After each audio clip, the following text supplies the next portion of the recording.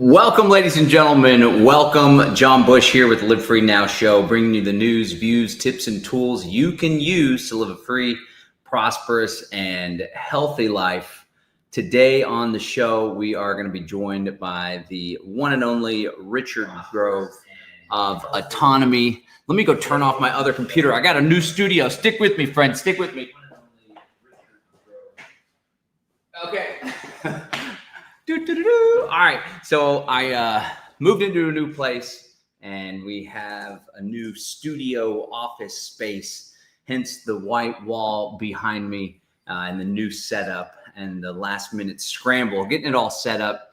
Got a webinar coming up tomorrow with Andy Schoonover of Crowd Health. You can check that out at livefree.academy/crowdhealth, livefree.academy/crowdhealth. But today we're going to be chatting with Richard Grove. We're going to get down into the geopolitics of the Venezuela situation. And not everything is as it seems, which, of course, you're no stranger to that in this audience. But we're going to dig a little bit deeper and really uncover the true agenda behind this skirmish.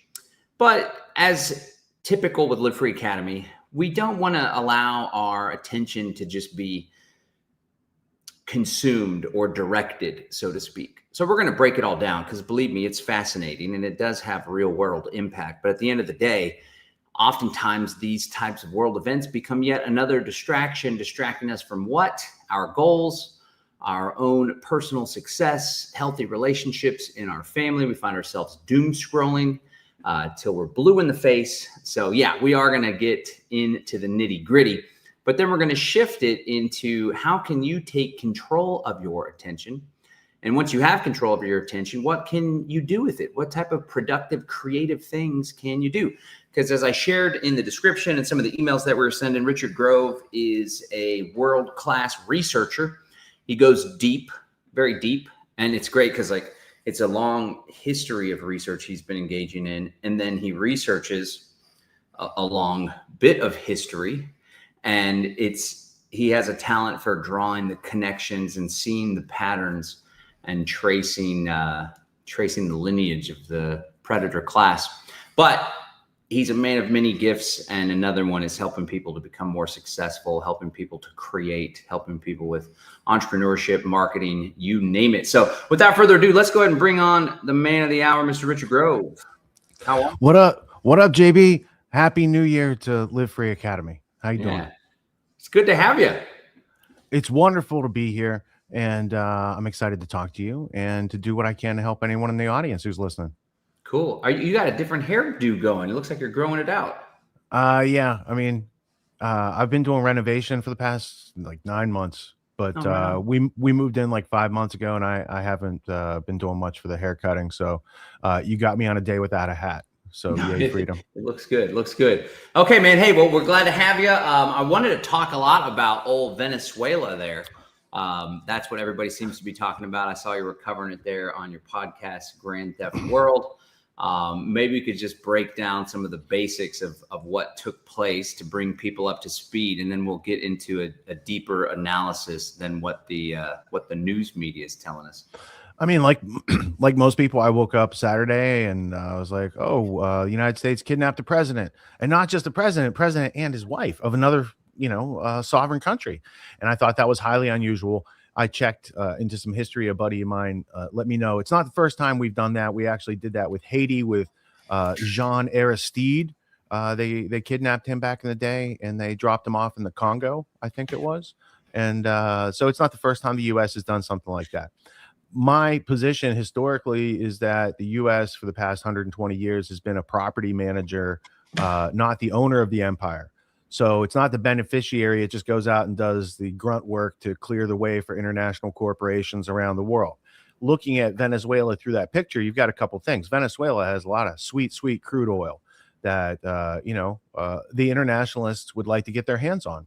And then there's this whole drug cartel connection, which, is very disingenuous to the actual history of U.S. narco terrorist practices, right? So we could point the finger here much more readily than Maduro down there.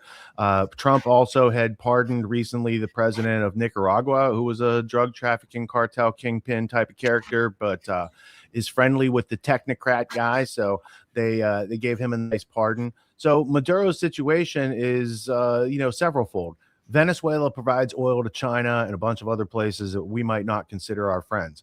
So disrupting China, good. Taking oil, good. Helping Israel with their agenda because Venezuela is pro-Palestinian, and there might have been like some, agenda from across the sea from one of our good time allies that really puts the American military to work once again on something that is not in our national interest and does not help us protect our rights as individuals in this country.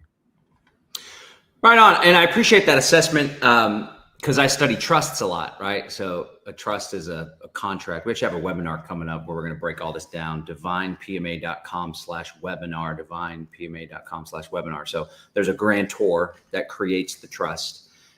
The trust stewards assets, resources on behalf of a beneficiary, and it's trustees that manage it all, right? So I imagine in your analogy, you're saying that the United States government, military, the institution of the United States is the trustee, managing it on behalf of the beneficiary, which you said multinational corporations. I'm sure Israel may be one of the beneficiaries as well. What you want to break that down a little bit further? I mean, and then who would the grantor be? The secret society groups? Yeah, I mean, the quickest way to break it down for your audience would be historically you had groups of elites that were, empowering royals to do their work. And in the case of Britain, which we fought against to separate back in 1776, it was the East India Company imposing taxes on our breakfast beverage. East India Company didn't really have a military, but they had the British Empire. So together, a private corporation and an empire's military can do a lot of damage to freedom around the world. In the mid 1800s, a very famous international banking family called the Rothschilds started doing more and more business with higher and higher leverage over the United Kingdom. So by bailing out the Bank of England and bailing out Wellington and doing these various things, they came to have a banking power that doesn't have a military, coupled up with a military that didn't have a banking power. And then they merged to have a goal of international dominance, a new world order, if you will. And in order to do that, they have to resubjugate the United States. They have to break our national borders. They have to flood us with immigrants. They have to get us to fight amongst each other. They have to get us to be enamored by bread and circus instead of learning how to defend our rights. They need us to be demoralized instead of inspired and creative and invigorated. And for what it's worth, I think everyone should learn about trust, even if you're not ready to do one. You need to know how to protect your assets on the level of the people that created the game. They created the game. The rules are in their favor. You're not going to beat the game straight out. So you have to learn to go with the flow before you can change the direction of the flow. So protecting yourself by using the rules they set up, I think, is one of the smarter ways to play the game. Right on, for sure. And, one of the challenges, especially because we belong to this whole conspiracy movement. In fact, you and I, that was our roots. Right. You were 9/11. Not on purpose. Yeah, not on purpose. I didn't believe in any conspiracies until about, 25 years ago. Then I started looking at things with fresher eyes. Yeah, looking at things critically and kind of setting the ego aside. So maybe we don't know everything. Maybe we've been lied to and we bought some lies. A lot of people struggle with that. They feel like it would make them feel ignorant. Sorry, I don't have responsibility over that, John. Caveat emptor says, look, they're bad for lying, but we're also at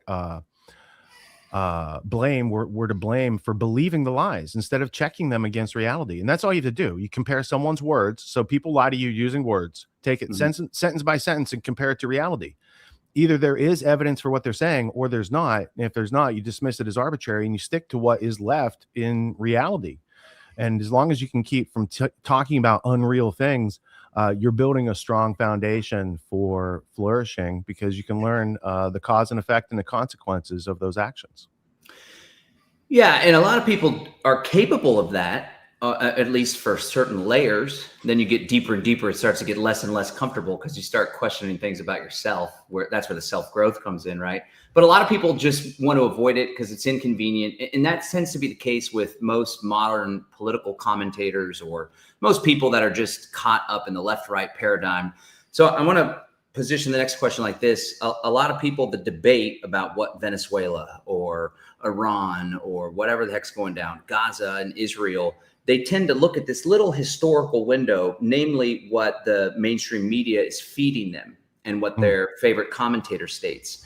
But when you expand the historical window, you come to find that there's a lot of meddling and manipulation, in large part that whether it's indirect or oftentimes directly led to the crisis that's presently being exploited for reasons other than what they're communicating to us. So can you give us, from your understanding, some of the important things we should be aware of as far as United States empire, intelligence agency meddling in Latin America and how that's kind of led to some of the issues today?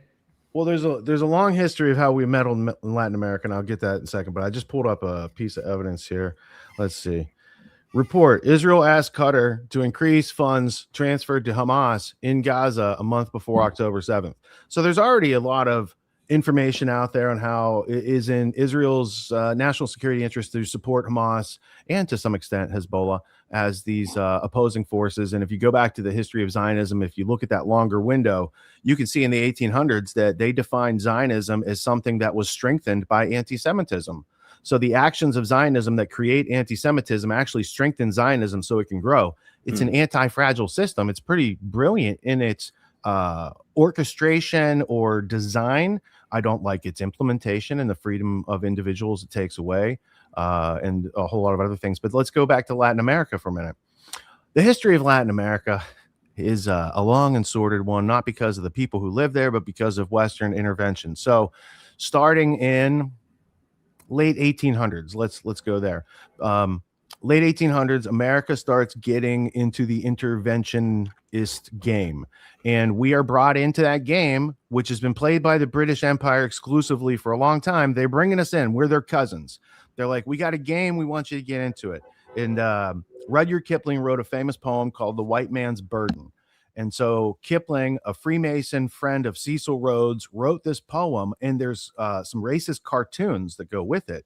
And it's called The White Man's Burden, and it's telling America that we have to go out and kind of broaden the English-speaking people's world so we can bring light to the darkness. And there's a lot, like I said, racist and eugenic undertones to that. It's a doctrine of supremacy, basically, which also kind of helped it align with Zionism, because you got a couple doctrines of supremacy and things might start growing there. So Latin America has various interests, and the British had outposts down there because they need bat guano and things to make saltpeter and gunpowder and things like that. So British outposts traditionally all had something that's a coaling station or it's a place of resources. So they had reasons around that. So there's a lot of these stations around there. And then in the 20th century, United Fruit and these other companies start wanting to do business down there. Okay. And you're also going to have in this period, also like they're building the Panama Canal. They take it over from the French. So you have all these interests, corporate interests in Central and South America. And the famous piece of evidence around this would be the 1938 publication, War is a Racket, by Major General Smedley Darlington Butler. He had won the Marine Brevet Corps medal, the Marine Corps Brevet medal. Let's say it like that. I'm not a Marine. He won the Congressional Medal of Honor twice. He was asked to overthrow FDR and lead a coup of 500,000 fascists. And this was called the Business Plot in 1934. And it was investigated by the McCormick-Dickstein Committee. In the book, War is a Racket by Butler, Butler clearly says that he was a thug for high-power international business people who were seeking to subjugate these places and simply used the United States military as the big stick that Teddy Roosevelt talked about. You speak softly, you carry a big stick. Military was the big stick. And Darlington Butler said, first off, he's a Quaker. He's supposed to be anti-war. technically, but he's a major general. He's got the Congressional Medal of Honor 2 times. So he's a pretty badass Marine. He says Nicaragua, Honduras, all these various places, they were used as thugs to take and steal, basically plunder the production, the wealth, the resources of these local indigenous governments, populations that they were at the time, and start to internationalize them, not on behalf of America. So America's reputation goes way down through all these actions, and we can get into the CIA coups and all those same places 50 years later. But America's reputation goes down, but this was all part of the New World Order holding company for acquiring territory and resources around the world. And to go back to your original question, there's only a couple countries around the world that don't cooperate with the central bank system. And those countries were on the list. And those countries have been succeeding, like they're going off the list. And some of those countries are Israel's biggest enemies, like Iran, which we're now talking, not we, but the United States government is talking about bombing again. They got to go back and get it again.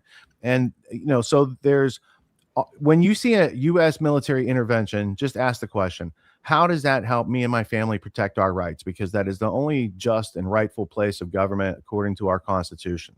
So when they're doing these extra governmental, like if it's outside the Constitution, it's extra governmental. They call it government, but it has no rights. So when they're doing these incursions around the world, I could go through 30 to 40 coups that were performed during the 20th century, many of which went through Latin America. So you've got Arbenz in Guatemala, 1954. You've got all sorts of operations and coups throughout Central America, South America. And, traditionally it's blamed on the CIA, but CIA was created by MI6, trained by MI6. Like our British cousins have been superior in everything, espionage, tradecraft for the past 120 years. And they got us into a special relationship where there's no separation from the 5 6 Eyes network. If you add the extra eye of Israel, it's a 6 Eyes network. So they've really created like a technocratic state that wants to take away everyone's freedom. And that's a sad situation. And we should cry in our Wheaties, or we could try to better ourselves out of these situations and see, like, they're running a game. Their game sucks. Their plan sucks. Their desired outcome is disastrous for humanity. So maybe we should take and try to be our best and grow and outgrow the status quo and become more than we have ever been, and learn how to starve our fears and feed our dreams and manifest our own destinies. Sounds like a great idea there, Mr. Grove. And you can count me in on that front. Appreciate that. And we're going to get into some of the success stuff. You have an organization called Autonomy that helps a whole lot of people to become more successful, to become better versions of themselves, to become creators, not just consumers. For folks, a lot of people watching now are from Live Free Academy, and I've been emailing about this live stream. And I shared in an email today that our very own Ferdinand, who everybody loves Ferdinand. He's very thorough, and he's my executive assistant and the head of our customer service team. So he's very thorough with me and holds me accountable. That's for sure. I need that. He's a student of autonomy. And so he learned a lot of his skills, communication, organization, project management. This guy's such a valuable asset to me and the company. So truly blessed. And it's cool that he's a student of yours. So we're going to get into that in the second half. So let me ask you this. This is one that comes up. And this whole Venezuela thing's brought me back into, more my roots, because with the war on terror and when I started researching all this stuff, I just went down the deep end learning about blowback, Chalmers Johnson, Sure. Butler, right? Yeah. And it's just like the same talking points, mission accomplished, we'll be greeted as liberators, and everybody's talking about it. And so I'm like, oh, maybe my voice can be part of the conversation as well. And it's kind of fun to go back to all that old stuff. But here's something that keeps coming up. And it's the old classic struggle of, sorry, I got my phone ringing there, trying to get into a groove in this new setup. It's the old classic struggle of, if we don't project power in that area or that nation state, then other global powers like Russia and China will. And this is, of course, a MAGA thing, and everybody's just justifying it. They know in the pit of their stomach that this is wrong, and it's not what Trump campaigned on, obviously. But because they're not capable of reflecting and maybe thinking that They've been sold a bill of goods. They were duped. That doesn't feel good for people. They're just trying to find every reason that they possibly can to justify it. And one of those common ones, again, as I was sharing, is, well, if we're not involved in the region, it is the Western Hemisphere after all, then Russia or China will be. What do you say to that? Well, a long time ago, they had similar discussions around German chemical warfare. They've had discussions for a long time on various topics. So when it's like Russia or China is going to get this thing, so we have to do it here, that could be MK Ultra. That was the justification for doing a lot of terrible experiments. So I don't think that chain of logic is fully connected, and I would like to see someone explain their observations and causal connections case by case to come to a salient conclusion that is rational, but I don't see that in this situation. So let's take a step back and say maybe we're missing something. Communism, China, Russia, these have been specters for a long time. What if I told you the people who control our political system also created those communist systems as the opposing side to capitalism to squeeze populations in fear, to keep them in turmoil? You know, if you go read the books of Anthony Sutton, who was a prolific historian and worked for the Stanford Institute, Hoover Institute for International Peace, I think it was, Hoover Institute. He got fired from there because of what he found out. So there's a lot of great historians and a lot of great American history that has been totally obscured and covered up. And if you read Wall Street and the Bolshevik Revolution, you would learn about the American International Corporation, an international corporate body that helped to precipitate communism into the Soviet Union, but not before they provided all the infrastructure. You know, communism, you're going to need a lot of railroads and a lot of infrastructure to be able to run these big mass, because all these communism is just a wealth redistribution. It's a wealth redistribution system that works much faster than the Federal Reserve. Federal Reserve is a slow boat to convert America into communism, to drain our wealth out of this country, to remove our national agency to be effective as a sovereign nation. Communism just did that like overnight with revolutions. Mao's revolution was run by David Rockefeller. It was one of his most prized projects. You could read Tales from a China Traveler, a 1976 New York Times article where he brags about it. You could also read where Zbigniew Brzezinski brags about Pol Pot and the killing fields of Cambodia during my lifetime in the 1970s. Zbigniew Brzezinski was a protege of the Rockefeller brothers, and the other Rockefeller brother had a protege called Heinz Kissinger, Henry, to you playing at home, and he was discovered through World War II camps Ashcan and Camp Dustbin, where intelligence was sifting out which Nazis are good to use and not good to use. That's where Henry Kissinger starts ameliorating himself into the internationalist. And like David Rockefeller said in his memoirs on page 408, people often accuse me and my family of being internationalists and being loyal to an agenda other than America. And in that case, it's true. It's justified. It's accurate. You know, I'm paraphrasing what's on that page, but he admits to it. This is a real thing. People have described it. And the excuses that people are used to using do not work in reality, because the story that they're basing those excuses on does not exist as they've been told. You could go to Carroll Quigley in 1966, who was Bill Clinton's mentor at the Edmund A. Walsh School of International Foreign Service at Georgetown. So he's writing a book to train like station chiefs of the CIA on what the real story is. And he clearly says that the people running these groups work with the capitalists and the communists and the Democrats and the Republicans. And it's all the same thing to them. It's a right hand and left hand type of thing.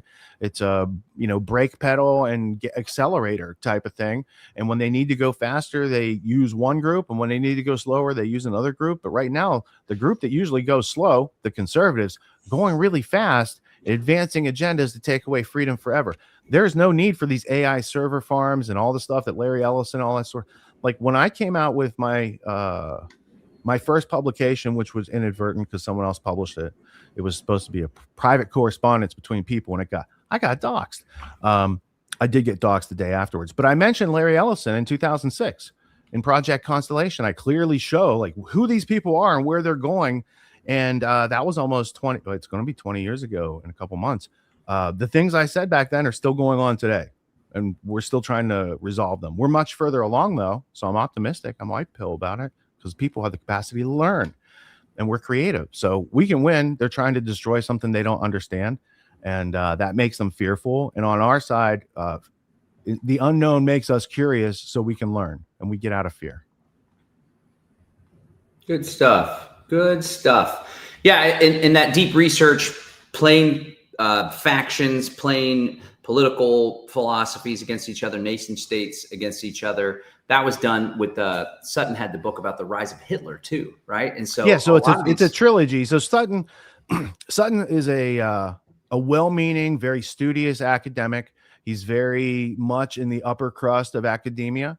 He starts writing a book on how Western technology aided the Soviet Union in the 1920s, 1930s. So it's a 3-volume set.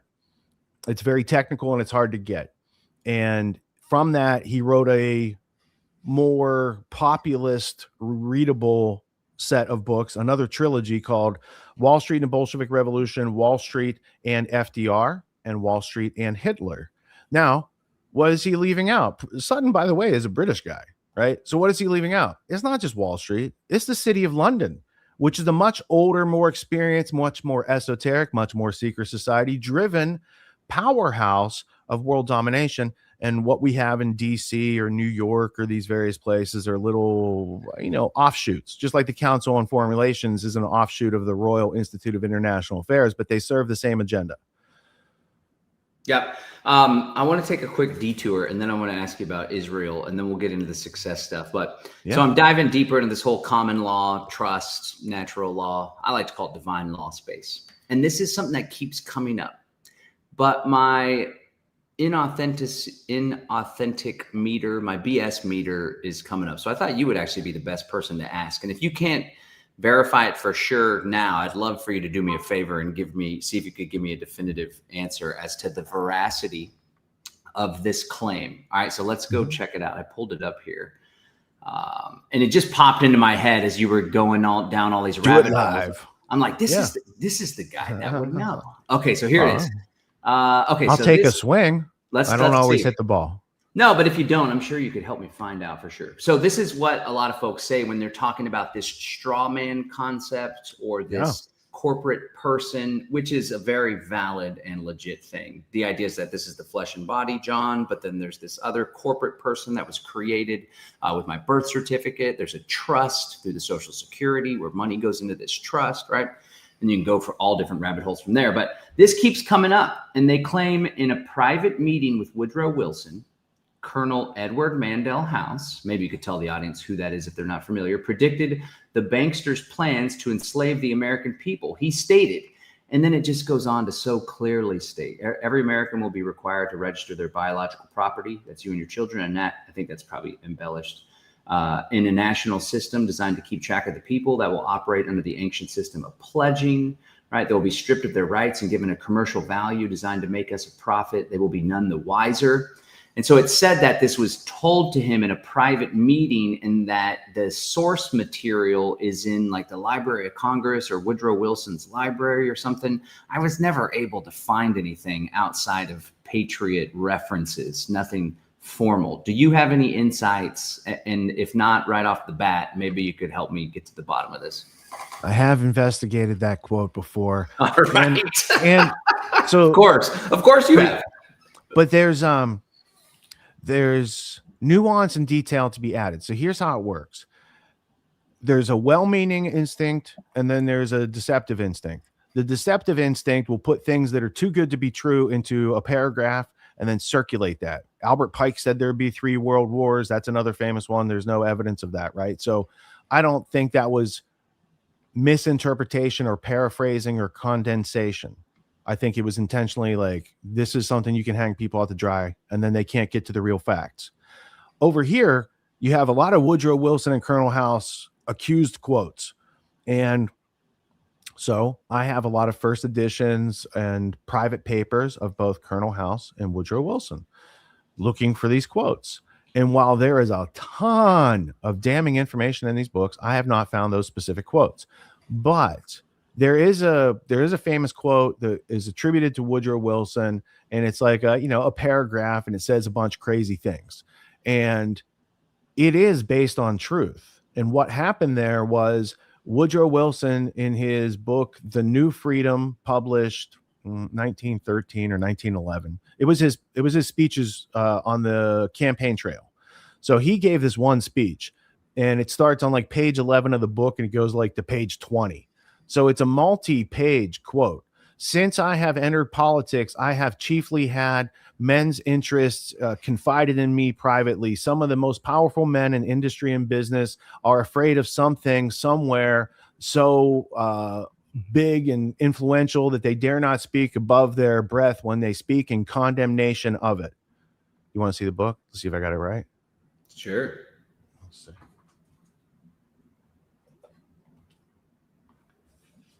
I got here's another one for you. This is The New World Order by H.G. Wells. This is 1939. But what you wanted to see was this New Freedom book. And if I get spectacles, I can go to the page. Wow, this is how people have certainty, because if you hear me say it, you're like, oh, I heard it. I don't know if it's true. But if I go to page 11 and 12,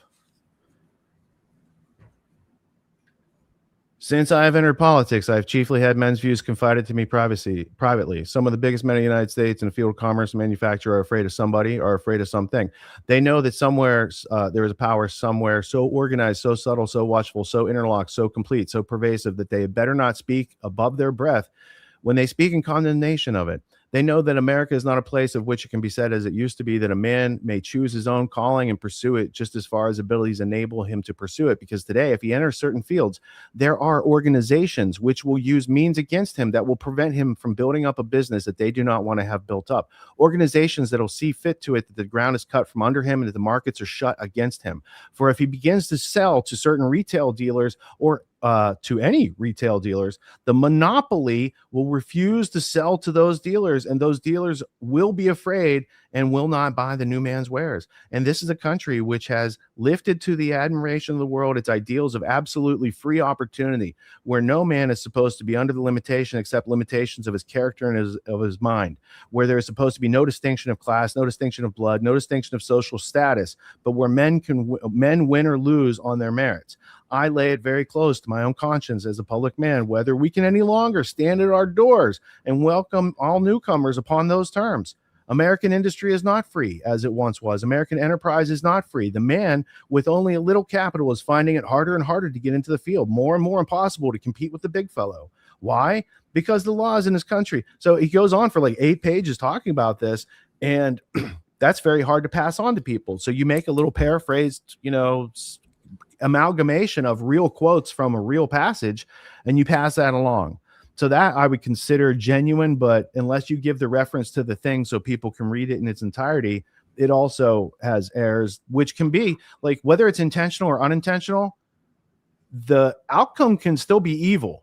That's what people don't get. Like, there's people out there doing evil, and there's people out there doing ignorance that ends up with evil consequences. It's called an invalid ethic. We also, for our autonomy graduates, we have a 12-week course on ethics where you could learn stuff like that, because we teach people how to solve problems in an ethical and moral framework. And that's how you can be successful. Or you can cheat and you can go with the New World Order people. So I kind of, after years of discovering how they worked, I was like, that sucks. We should make a better way. That's all. Right on. Yeah, Lord knows they're training up their people in all sorts of wizardry. And a lot of our folks are they believe an education is just scrolling and watching YouTube videos and Rumble videos. Well, they've been schooled and not educated. Once you turn on your self-education abilities, life is a totally different place. Challenges are much smaller. Obstacles are much easier to overcome. Making new connections with other people, so much faster, better, quicker, cleaner, efficient, right? So being able to live life faster it's like giving you more time in a week. It takes your 168 hours and makes it feel like, 1,600 hours when you're being productive and you're in the flow and you're not being distracted with a bunch of, nonsense and noise. Yeah, you come to realize everything's figure-outable. Okay, let's talk about Israel, and then let's get into success philosophy and all that good stuff. How does Israel stand real quick though, I don't think you said who Edward Mandell House it was. Okay. So Edward Mandell House was the handler of Woodrow Wilson. So Woodrow Wilson was he was a president of Princeton University back in the early 1900s. And Edward Mandell House was the Renfield for a guy named Samuel Untermeyer in a group called the Zionists. And so from the Zionist contingent. They controlled Edward Mandel House. He's a kingmaker. He's like a Roger Stone back in the day with a much more ruthless character, if that can even be a thing, right? So Edward Mandel House lives in a building, and Untermeyer lives a couple floors above him. And so there's a chain of command from like Untermeyer to Edward Mandel House to Woodrow Wilson. Now, while World War I is percolating for the United States to get into it, right? It's ongoing.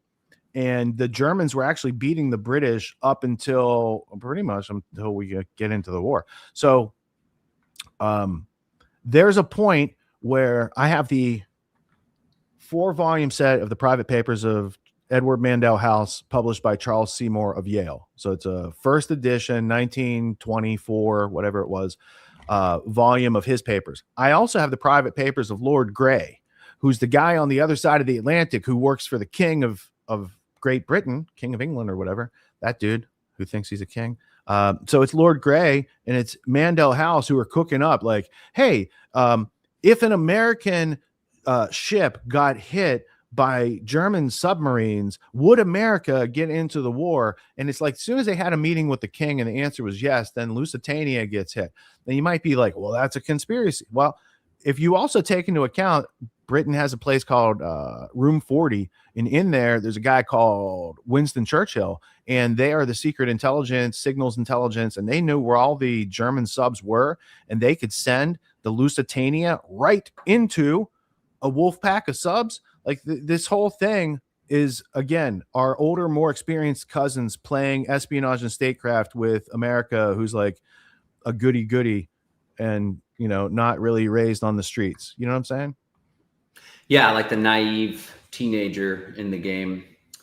Okay, very well, very well. So how does Israel stand to gain with all of this Venezuela chicanery, and what's the role there potentially? Long answer made short is I have a Rumble presentation called The Underground History of The Underground History of Israel-Palestine Conflict.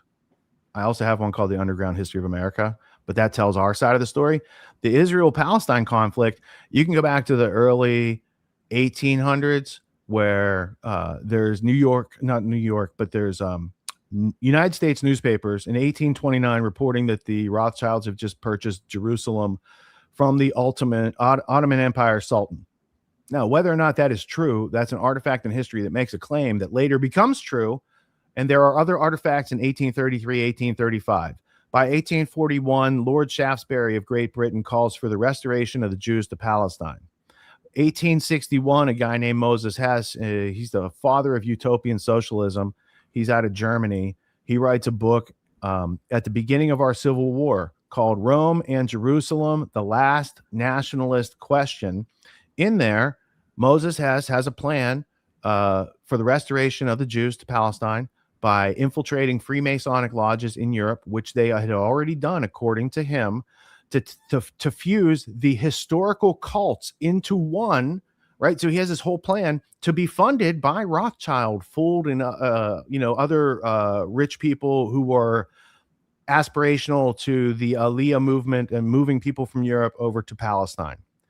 By the time you get to the late 1800s, the banking power, which had started colonizing Palestine, the French Rothschilds, cut a deal with the British. And by 1917, the British Rothschilds get a receipt for the transaction called the Balfour Declaration, promising them the land of Palestine to the Zionist organization.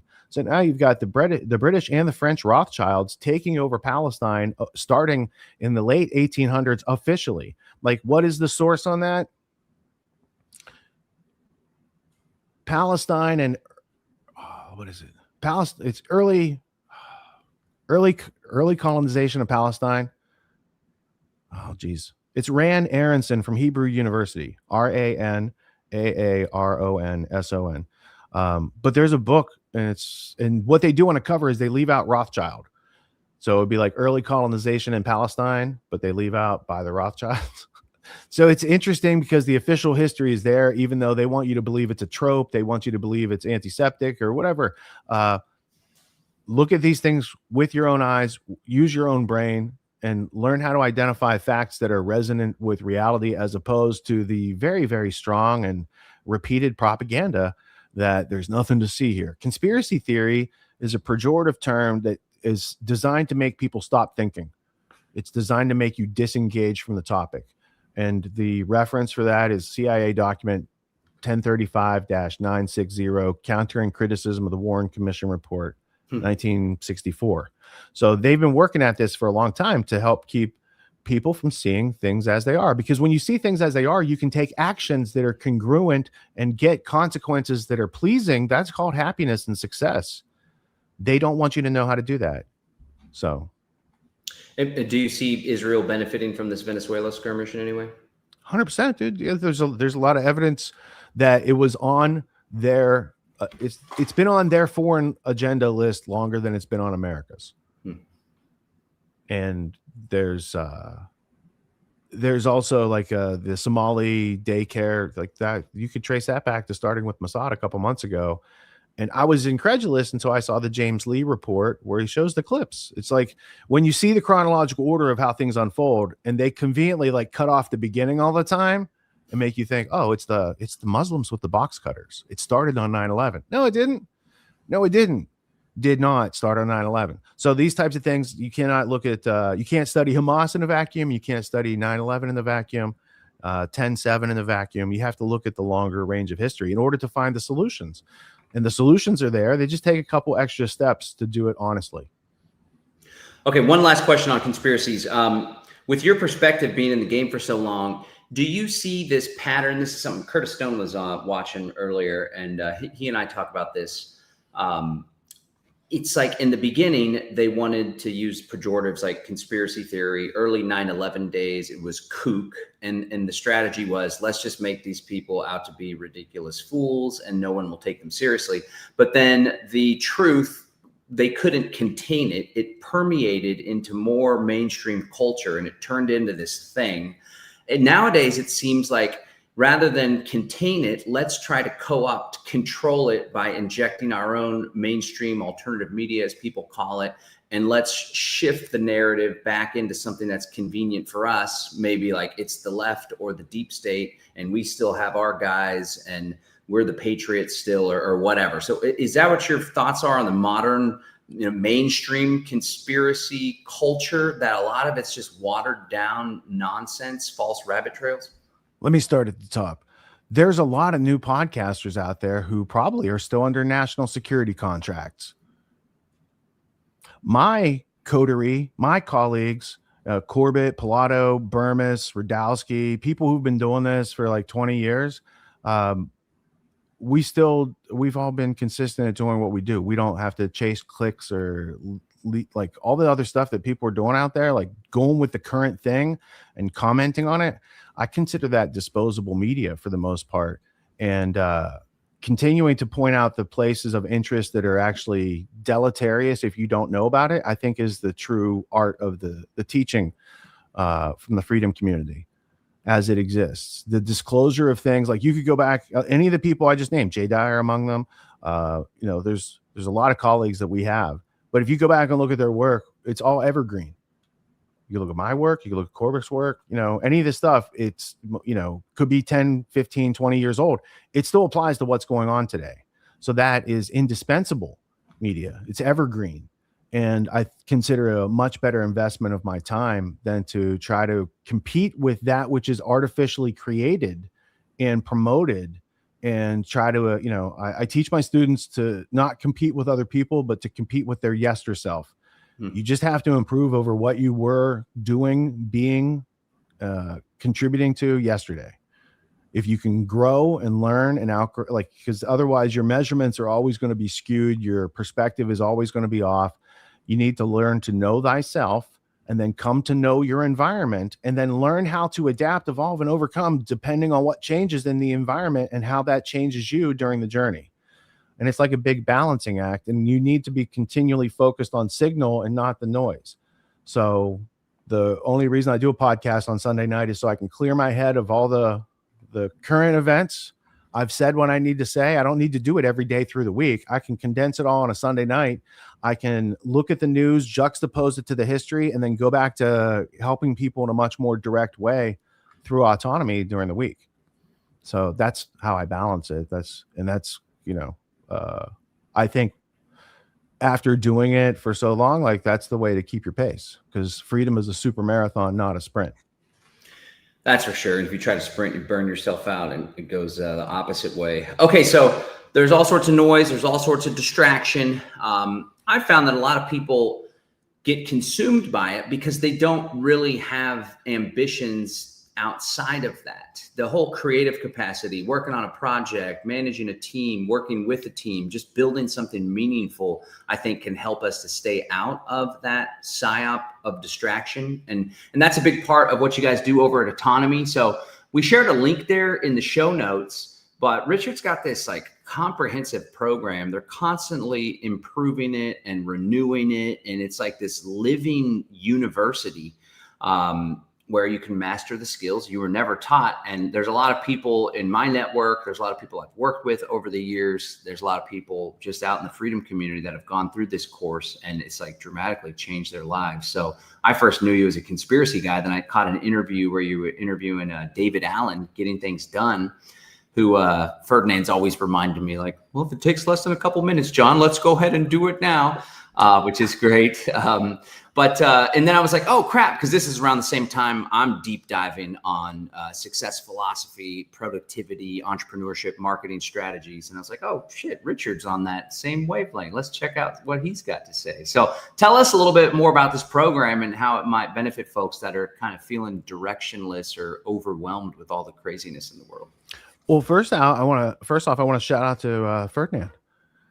Ferdinand was probably he was probably season 1 of Autonomy, maybe season 2. Like he was very early on. And I remember when he first came to class. So there's, let me back up. I created the Autonomy course because I learned how to do some things for myself that were not taught by schooling. And those things were very valuable. It's solving high value problems in an ethical framework. And that's a 6 or 7 figure skill set. So people should learn how to do that. It's very easy and I can teach it to anybody.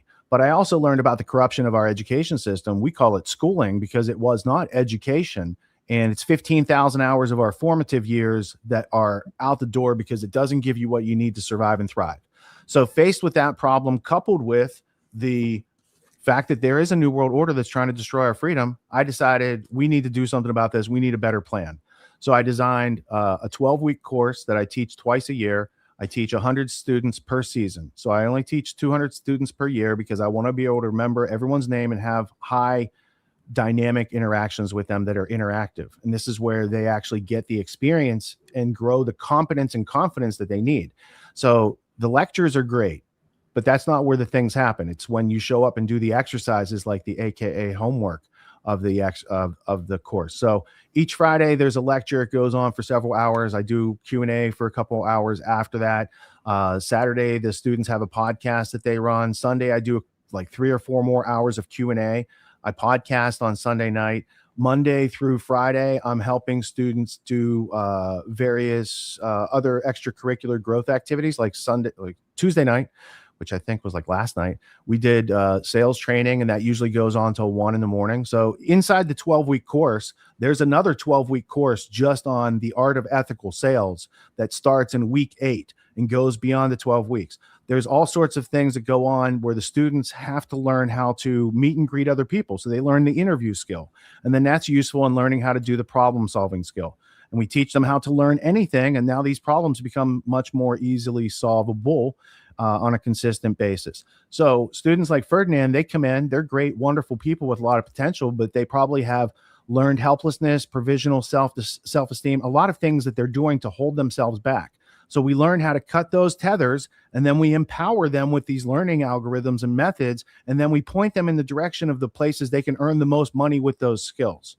So whether it's getting your first job or getting a promotion or becoming an executive or a manager or learning how to start your own business, it's all about you making your offer out to the public so that people know what you do, how it helps them, and that they want to trade money for your services. That's what makes the economy go around. So at the top, everything starts with learning and solving problems, because you need to learn in order to solve a problem. And then from there, what do people pay for? They pay for things, the results they want and don't have, and they pay to alleviate problems they have and don't want. Now you take your skill set and you intersect with those streams of currency, and now you're not in paycheck world. Now you're not in scarcity. Now you can afford to buy actual food without all the nasty ingredients in it. You can afford to do those things that you want to do for yourself because now you have the agency to transact value in the world. So when I was in college, I discovered that my college degree wasn't going to give me the lifestyle I wanted. And I invested $5,000 to learn how to do some skills. I bought into a franchise and I made a lot of money while I was in college. When I graduated, I could use that skill set and I went into the marketplace and I earned $1 million in my first 5 years out of school. And to do that, I brought in tens of millions of dollars from my employers with the skill set that I learned. So immediately you're upwardly mobile and buoyant in a society that's dragging everybody down. So creating the autonomy course was taking those skills of entrepreneurism that I had learned, coupled with solving the problems of the schooling that I had learned from Iserbeat and Gatto and people like that, and then making an environment that was dynamic, interactive, and a fear-free zone of mutual understanding that's a true education, and offering that twice a year as best I can. So that's been keeping me busy since 2019. Good stuff. Good stuff. Well, we're at the beginning of a year. It's January 7th for those of you watching live, 2026. Well, what do you think the importance of goal setting or just identifying, begin with the end in mind, right? One of the 7 habits of highly effective people. If you don't know where it is that you're going, how can you expect to get there? So how important is it for people to have clarity on where they want to go? I always teach folks, like, if you don't have your own agenda that you're actively carrying out and working towards, you're necessarily carrying out someone else's agenda. And as you keep holding up with that H.G. Wells book, and as we've been talking about all day, that agenda probably has something to do with the predator class and the New World Order, which is not a good agenda for you or humanity. So tell me about goal setting, having a vision, a mission. How important is that in keeping us on track? Sometimes it's very important. Other times you don't need goals. You need standards. If you have goals, let's go to the downsides of goals real quick, because procrastinators love this part. Downside of goals. If you have a goal to become president, you're probably willing to do whatever it takes to become president, which is going to compromise your integrity along the way as a process to become president. So sometimes a goal isn't worth it if it's outside your bounds of ethics and integrity, because it's going to cause you regret, right? So goals, when appropriate, can be used in a very forward movement, gain ground type of way. The notion of making goals is this: you miss 100% of the shots you don't take. So saith the great one, Wayne Gretzky. So if you're not out there making offers, people can't take offers you don't make. You're going to feel mighty unsuccessful. But if you know you have to show your offer to 1,000 people to get 10 people to say yes, and that's an ethical transaction, that it's a win-win-win for everybody, then you kind of owe it to yourself and your family to learn how to do that, because that is the place where you are not subject to, I'm sorry, we're letting you go today. Right now, this month, there's going to be a lot more people fired than you've ever seen probably in history, because these corporations have been moving and planning toward it the entire time to replace people with algorithms and robots, and all these things are coming online right now. So now more than ever, it is important not to feel sorry for ourselves. We were born into this game with rules and actions ongoing before, like they, did a lot of this before we even got here. So are we going to feel sorry for ourselves? I don't think so. Are we going to let it ruin our lives? We only have one life to live. I say we should put our big boy pants on, start thinking in terms of the bad. The things are bad, yes, but it was worse when we didn't know anything and couldn't do anything. Now that we're finding out about these things, we have agency. And if we take self-responsibility, if we take autonomy in this situation, I don't have to wait for Bill Gates to stop being a bad guy to have a good life. You see, because when you blame other people, you're waiting for them to take actions to resolve your situation. If I say that's my fault for believing Bill Gates, maybe I shouldn't have listened to him. Maybe I should look for myself into these things. Now I take my power back. Now I'm using the quantum computer server farm between my ears that they can't replicate with trillions of dollars out there. And when I use my brain, it doesn't take away anyone's electric. It doesn't make their electricity price go up. It doesn't take away anyone's fresh water to cool the server farm. Learning to use our brains, like now is the time in history when we need to learn how to do it. And I teach people a 3-step method to learn anything that is parallel to David Allen's getting things done, because it's just input, processing, and output. And once you learn the nuance of those steps, this method works for his method, and learning and conflict resolution and expansion of your business and asymmetrical problems that you might face. Like, it gives you Karate Kid like powers. You know, you learn how to sand the floor, wax a car, paint the fence, these types of things. Those movements in intellectual self-defense and critical thinking rule the day. We need self-defense of the intellectual variety 99% of the time. You need physical self-defense. Like, when was the last time you had to fight someone, JB? Long time ago, 5th grade. When was the last time someone tried to lie to you and take advantage of you? All the time. Right. So they don't teach us physical self-defense because they want us to be in fear physically. And they don't teach us intellectual self-defense because they don't want us to be grounded mentally. They want us to be frustrated and then becoming aggressive. And they can give us a pill or a cage, because when you block people's goals, and if you take away the way to, if you had a method to achieve any goal, you wouldn't be frustrated nor aggressive. But if they take that away, everyone's frustrated, aggressive, and at each other's throats. So I say, what would it look like if we took the thing they took out and put it back in? I think it would start to self-heal. And the students that have gone through autonomy in the past 7 years, a lot of them have self-healed. They have post-traumatic growth instead of a stress disorder. Okay. And so for people, so let's go to the case of Ferdinand. Ferdinand came into the course. He has almost an unnatural discernment for details, order, errors, right? These sort of things. So the first couple interactions I ever had with Ferdinand, he's showing me the errors that I'm making. And my point is, bro, my presentations always have errors. I'm not seeking to make them perfect. They need to be excellent. And if you are learning from them, they're doing the job. It's just like if Dan Locke can't say the consonant R, he could still be a billionaire. He doesn't let that stop him, but it does go on. And he's, so it just shows you don't need to be perfect. You just need to be effective. And I was trying to teach him that, but I was taking his lesson. Bro, you make a lot of errors. And I thought over a series of weeks, I'm like, Ferdinand has this innate, can't turn it off ability to do this. Where's the money train for that? Like, where's the value hook up? Quality assurance, right? Or servers and DNS numbers and all that highly detailed he is so on point. So those are the places he really shines. But if you put him over in some other group, like any of us, like if you judge a fish by how it climbs a tree, it's not going to be very much in line with what a fish is all about. You know what I'm saying? So the role I play as navigator of autonomy is the students have to show up. They're doing the things for themselves. They show up, they get the value. I need to make sure that if I see there's a direction they could go or some pinnacle that they could achieve, to put that in their viewpoint. And when I mentioned the Ferdinand, here's where I see your talents already. You wouldn't even have to think about it. You don't even have to try. This is just you being you. And if I can help people find, so I have to get to know them well enough to be like, dude, have you tried this over here? Or have you considered this? And sometimes it's not my recommendation, but just getting them thinking in that direction that they come up with their own self-knowledge answers. So Ferdinand's an all-star graduate and everyone loves Ferdinand, and he has done so much growth. And I'm so happy that he is able to add value on a consistent basis with you over there, because I've been a customer of his since he graduated. He's my right hand man. Yeah. He's fantastic. Guy. Yeah, we got a good team over here. Him and Ryan are the front line, helping quite a bit. Look, we even have somebody bragging on Ferdinand in the comments. Shout out to Ferdinand. He's helped me on more than one occasion.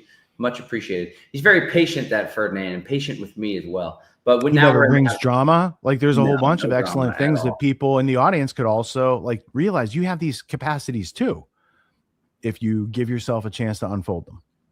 He's a great success story too, because he started contract working with me through you. And then now he's got a full-time gig doing well with Live Free Academy that he enjoys doing, and he's doing a great job. And I'm sure it's meaningful, and people are always bragging on him. He's got relationships with our clients and stuff. So it's a great. I don't know if you're a client of his URL and server business, but there was an autonomy graduate who had set up a company because he's like, hey, everyone needs like this service, so he'll set it up. And then he went off and did other things. So Ferdinand took over that business, and I still pay them every month. They handle URLs and DNS and making sure your security certificates and all that other stuff that I don't want to deal with. So I used to wear many, many, many hats that hindered my growth. And then I started hiring autonomy graduates to do all these things. And now I get to focus my time and intellect on my highest and best ability to like help people out every day. That's what it's all about. All right, friends, if you're interested in the program, they have a free discovery call. Is that what y'all call it? Discovery call? I mean, basically you're going to talk to we don't sell the course openly. It's by invitation only. The way to get in is you have to get to know a graduate. So we have a process where you can become completely, transparently informed, and then talk to a graduate to get all your questions answered and get a better plan for the rest of your 2026. And then if you end up getting an offer for autonomy, there's various levels and there's payment plans. And what I can say is the people who don't get in are usually the people who don't even try. Because if somebody's trying, we've developed a variety of ways to help people who are trying to help themselves. And so we have things that are free. We have things that are low ticket, but autonomy is a serious investment in yourself because I won't water it down. I won't just sell a part of it that doesn't deliver the result, because then that impugns the whole process. So it's not just lecture material. It's the Q&As. It's the getting to know your other students. It's the getting to know yourself through the exercises, and then raising and building these levels and layers of skills that can be easily attained in just a couple of weeks. It took 15,000 hours to indoctrinate us. So the enslavement took a long time. The liberation process is very quick and pays for itself over and over and over again. Like on my original investment 30 years ago, I've made, 200 or 300 times return. I'm glad I did that. My future self is thanking my past self. That's right. And that's what it's all about. Appreciate you, Richard. Keep up the deep research and the success, helping people find more success. Because I appreciate it, JB, and I want to get you on the roster to come talk to the autonomy new students for season 15, because you have quite a lot of entrepreneur expertise. And you have done a severe amount of self-education and investing in yourself. I mean, you've spent easy 6 figures many times to educate yourself. And I think people need to understand the process of like what makes us different, that we're confident in investing in ourselves. The only thing is like we've done it enough times to have the confidence is no, I'm going to buy something. I'm going to internalize it. I'm going to try really hard. I'm going to get the results. I'm going to reap the rewards. It's going to pay for itself. And I'm going to do that over and over and over again. And it might start with a $200 product, and then I go to $2,000, and I spent $20,000, and that $20,000 might have helped me make 200 or 2 million. So learning how to like run your own casino, you're betting on yourself. When you place a marketing ad out there and you say, I'm going to put, $500 on this ad on Rumble, and line up the demographics, like that is you learning how to work in your own casino, which is a much more honest chance of winning than playing in their casino. So learn how to bet on yourself and learn how to be bet worthy by showing up for yourself and having integrity. Have you done Rumble ads? Oh yeah. Are they successful? Well, let me say this. For the money on Rumble, like I advertise right now on David Icke's site, and I've got some Rumble ads going. But last year, I don't know, I might have spent 7 or 10 grand on Rumble ads. And the pre-rolls suck. The mid-rolls are good. The static graphic ads got good clickage. And what I liked about Rumble is you can dial in whose show you want it to show on. So I have a list of like 30 Rumble creators of people I know or people whose work I watch. So I only want to put my autonomy ad in front of those audiences and not some random audience who might bring in people who are not freedom oriented, because it's very much a freedom oriented course. I could offer it to the muggles out there, but really this is for the people who are on the front lines of keeping freedom and liberty a real idea that's tangible and in action instead of a myth or a legend that's been lost to history. Excellent. I love it. I love it. You said mid rolls are good, and then the graphics are good too. Yeah. Yeah. Might consider And it. I showed my students a couple weeks ago. I just took them into my Rumble dashboard and I showed them like, here you can see every ad I've run and how much I spent and like how I did it. If you want to do that offline, I'd be happy to show you too. Cool, man. All right. It's Well, easy. it's always a pleasure, Richard. Appreciate you. John, I appreciate you. Thank you everyone for watching, and I'll talk to you soon. Later, buddy. I'll definitely come on and talk to the students. No problem. Let's do it. Right on, dude. All right. Peace. There you have it, ladies and gentlemen. Richard Grove, the one, the only. Great conversation. Went down in the rabbit holes. I appreciate how he, you like ask him a question about that quote from allegedly from Edward Mandell House. And he's like, oh yeah, I've researched that one. And let's go bust out some books and quote them directly. And here we go. So the guy knows a whole lot. There's Curtis Stone there in the chat. Shout out to Jade as well.